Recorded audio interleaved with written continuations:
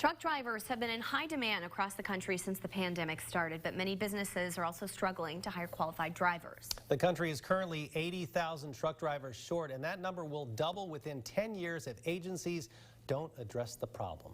We're going to take a left-hand turn over to Krista Spadaccini to explain how Kentucky is trying to solve the problem with younger drivers. That's right, Paul. The Infrastructure Investment and Jobs Act will change age restrictions and allow 18 to 20-year-olds to drive commercial vehicles. But some argue it doesn't matter what you do. Long hours and hard working conditions are turning away talented truckers. People are claiming there really isn't a shortage. There's a retention problem. Do you find that that's kind of the case here, or?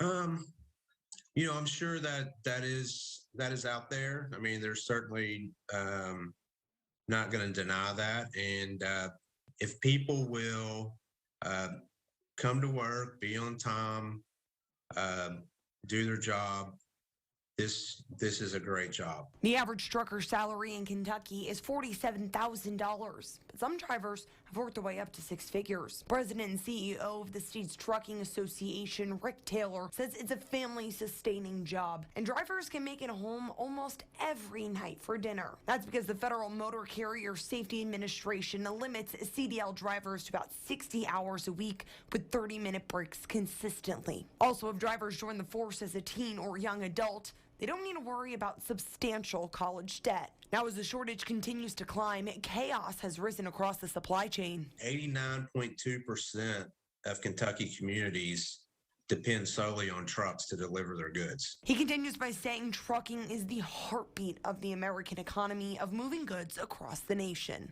So the way it could impact us as a consumer, obviously, if there's more cost involved in transportation, at some point it's going to make its way back down to the consumer. That would mean daily life in general would become more difficult.